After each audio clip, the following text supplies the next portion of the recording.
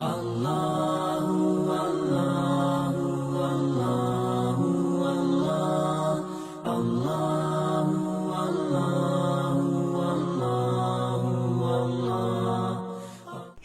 House سے چھٹی رات کو محمد اجمل قادری تفسیر قرآن مجید کے مسلسل پروگرام کے ساتھ حاضر ہے۔ میرے محترم دوستو، سورہ انعام وہ سورت ہے جس میں اللہ جل جلالہ نے مجوس کی اصلاح کے لیے انہیں دعوت الی التوحید دی۔ جیسا کہ میں نے عرض کیا تھا، سورہ بقرہ میں یہود کو دعوت الی التوحید اور دعوت الی الکتاب دی گئی تھی۔ اس کے بعد سورہ آل عمران میں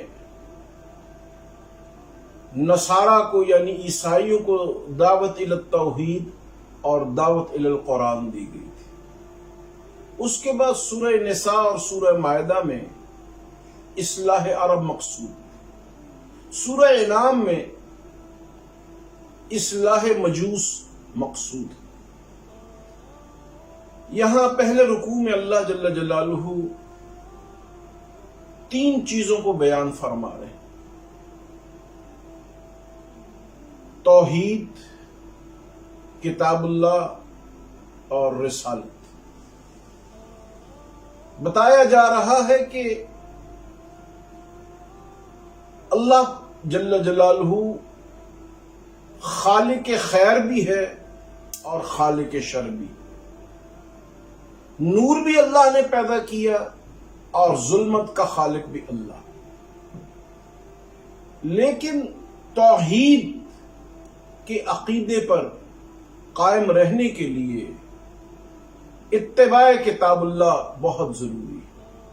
اگر اتباع کتاب اللہ نہ ہوگی تو انسان شر کی لعنت میں مبتلا ہو جائے، اور شر کی انتہا ابتلاء شرک ہے، اور انسان اگر کتاب اللہ کو چھوڑ دے گا تو مبتلا فی شرک ہو جائے گا۔ آج دنیا کی اقوام میں توحید مقصود یعنی وہ توحید جس سے نجات ہوگی، اس کے متعلق لوگ اوہام کا شکار ہیں، حالانکہ اصل توحید کے نیچے آنے سے ہی انسان دنیا اور آخرت میں کامیاب ہو سکتا کہ جذبہ توحید اگر پیدا کرنا چاہتے ہو تو اس کے لیے تمسک کتاب اللہ ایک بنیادی حاجت اور ایک بنیادی ضرورت ہے۔ اگر تم جذبہ توحید حاصل کرنا چاہتے ہو تو کتاب اللہ کا تمسک اس کی بنیاد ہے۔ 19ویں رکوع تک انہی قوانین کو بڑی شرح و بسط کے ساتھ بیان کیا گیا۔ یعنی اگر تم مسلمان رہنا چاہتے ہو تو عقیدہ توحید پر استقامت کے ساتھ ساتھ قوانین اسلامیہ پر عمل تمہاری کامیابی کے لیے بہت ضروری ہے۔ بنیادی قوانین کیا ہیں؟ اسلام کے قوانین، اللہ کی ذات پر ایمان، اس کے فرشتوں پر ایمان، بے حیائی کو چھوڑنا، والدین کو راضی رکھنا، اولاد کو قتل نہ کرنا، اولاد کو فاقے سے بچانے کے خیال سے قتل کر دینا، یتیموں کا مال ناحق کھانا، لوگوں کے ساتھ ظلم کرنا، ان تمام چیزوں سے روکا گیا۔ اور 20ویں رکوع میں بتایا گیا ہے کہ اصل میں اللہ پاک ان احکامات پر عمل کے نتیجے میں آپ کو مذہب ابراہیمی کی طرف لے جانا چاہتے ہیں، اس لیے کہ تم سنت ابراہیمی کی پیروی کرتے ہوئے ابراہیمی مسالک اور ابراہیمی مذاہب کی جو سرداری ہے اللہ پاک مسلمانوں کو وہ عطا کرنا چاہتے ہیں۔ اس کے لیے کتاب اللہ کا تمسک اور جذبہ توحید کو اپنے اندر سلامت رکھنے سے اور مال یتیم اور مال نحق نہ کھانے سے تم ان تمام ان خدائی اوصاف کو پالو گے جس سے دنیا کی امامت تمہارا مقدر۔ اور اگر تم نے ان اوصاف کو اختیار نہ کیا تو پھر دنیا کی امامت سے تم پیچھے چلے جاؤ۔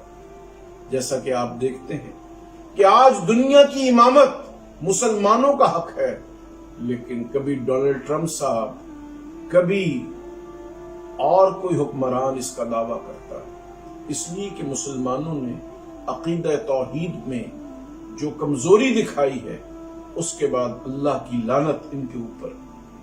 آج مسلمان دنیا میں اگر اللہ کی دی ہوئی امامت کو حاصل کرنا چاہتے ہیں تو ان بنیادی قوانین کو جن کا ذکر اس سورہ مبارکہ کی 19ویں رکوع اور 20ویں رکوع میں کیا گیا ہے، ان کے اوپر عمل کرنا انتہائی ضروری ہے۔ سورہ اعراف اللہ جل جلالہ اس مبارک سورت میں دنیا میں باقی اقوام مجوس کے بعد جو اقوام باقی رہ گئی ہیں، جیسے ہندو ہیں، جیسے چین کے لوگ ہیں جو اللہ کی ذات کو بھی نہیں مانتے، ان کو دعوت الی التوحید دی گئی۔ اس سورہ اعراف میں اللہ جل جلالہ لوگوں کو عقیدہ توحید کی ضرورت کی طرف دعوت دے رہے ہیں کہ عقیدہ توحید کو سمجھو گے تو پھر دنیا میں کامیاب ہوگے اور نتیجتاً آخرت کی کامیابی بھی تمہارے قدم چومے۔ دوسرے رکوع میں کتاب اللہ کی ضرورت ایک طبی ضرورت، ایک فطرت کا تقاضا ہے کہ تمہیں دنیا کی زندگی میں کامیابی کے لیے ایک الہامی طرز زندگی کی ضرورت۔ وہ طرز زندگی تمہیں نبی اسلام محمد الرسول اللہ کی اتباع سے نصیب ہو سکے۔ فطرتاً کتاب اللہ کی ضرورت ہے، اس لیے کہ سیدنا آدم علیہ نبینا علیہ السلام اور سید حوا علیہ السلام یہ جنت میں تھے، وہاں بھی شیطان نے ان کو نہ چھوڑا۔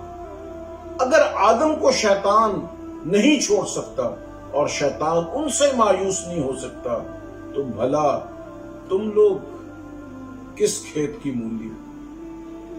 آج کا انسان شیطان سے کیسے بچ سکتا؟ شیطان سے بچنے کا واحد راستہ کتاب اللہ کی طرف آنا اور عقیدہ توحید پر استقامت۔ عقیدہ توحید پر استقامت کے لیے انبیاء کرام علیہ السلام کی تعلیمات کو سمجھنا، نبی محتشم صلی اللہ علیہ وآلہ وسلم کی تعلیمات کو سمجھنے کے لیے صحابہ کرام علیہم الرضوان اور اس کے بعد متبعین اسلام جو ہر زمانے میں آئے، جن کا تعلق نبی کریم صلی اللہ علیہ وآلہ وسلم سے ہے، ان حضرات کی اتباع سے ہی قرآن سمجھ میں آئے گا۔ قرآن سمجھ میں آ گیا تو عقیدہ توحید سمجھ میں آ گیا۔ جب عقیدہ توحید سمجھ میں آ گیا تو اسلام پر عمل آسان ہو گیا۔ سورہ اعراف میں اللہ جل جلالہ نے انہی حقیقتوں کو مختلف رکوعات میں واضح فرمایا۔ انہوں نے فرمایا کہ میں انکار کرنے والوں کو اور اپنی آیات کو جھٹلانے والوں کو ایک دم نہیں پکڑتا، بلکہ استدراجن میرا یہ طریقہ ہے، میں نہ ماننے والوں کو مہلت دیتا ہوں۔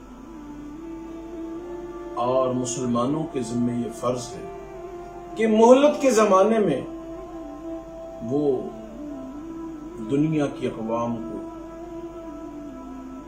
تبلیغ کے ذریعے، مواعظ حسنہ کے ذریعے، عمدہ انداز کے ذریعے، لوگوں کی عقل کے پیمانے کے مطابق ان کے رواجات کی روشنی میں ان کو بتائیں کہ دعوت الی کتاب کتنی ضروری ہے، کہ کتاب اللہ کی اتباع کے بغیر کامیابی ممکن نہیں۔ لیکن جو مہلت اللہ کفار کو دیتا ہے، اس مہلت کے دور میں مسلمانوں کے ذمہ یہ فرض ہے کہ وہ مواعظ حسنہ کے ذریعے تبلیغ کرے اور لوگوں کو اللہ کے قانون کی جامعیت اور اس کے نتائج کی خوبصورتی سے آگاہ کرے، اس لیے کہ قوانین اسلام کی جامعیت لوگوں کو بتانے سے اور اس پر عمل درآمد کے نتیجے میں جو اقوام عالم کو فوائد حاصل ہوں گے دنیا کی زندگی میں اور آخرت کی زندگی بھی دنیا کی زندگی پر ہی اس کا مدار ہے۔ جو دنیا میں کامیاب ہو گئے وہ آخرت میں بھی یقین کامیاب۔ اس لیے کامیابی کا جامع قانون شریعت مطہرہ نے دیا، قرآن مجید نے دیا، اور اس کو غیر مسلم اقوام تک پہنچانا مسلمانوں کی ذمہ فرض ہے۔ یہ فرض کفایہ ہے، اس کو ضرور ادا کرنا چاہیے، اس میں لگ جانا چاہیے اور اس کو اپنا مزاج بنا لینا چاہیے۔ اللہ پاک دوسری اقوام تک دین مطہرہ پہنچانے کے لیے ہم سب کو قبول اور منظور فرمائے۔ آج ہم اس پر بس کرتے ہیں، کل انشاءاللہ 7ویں شب ہم سب حاضر ہوں گے، اور کل شیراوالا مرکز میں جہاں جہاں سے ساتھی تشریف لا سکیں گے شب بیداری فرمائیں گے مرکز اہل حق درگاہ علیہ شیراوالا شریف میں۔ وہاں مولانا احمد علی ثانی صاحب اور حضرت مولانا حافظ عمیر عبدالہادی صاحب دامت برکاتہم یہ دونوں جماعت کی خدمت کے لیے موجود رہیں گے۔ اسی طرح 17 کی شب کو بھی اور پھر 27 کی رات کو بھی ساتھی تشریف لائیں گے۔ اللہ پاک ہماری جماعت کی یہ جو 3 راتیں ہیں، 7ویں رات کی عبادات، 17ویں شب کی عبادت اور 27ویں شب کی عظمت قرآن کی رات، ان کو منانے اپنے رب کے در کو کھٹکھٹانے کی توفیق عطا فرمائے۔ اس لیے کہ 17 شب یوم عائشہ ہے، یوم بدر ہے اور یوم امام احمد علی لاہوری رحمۃ اللہ علیہ ہے۔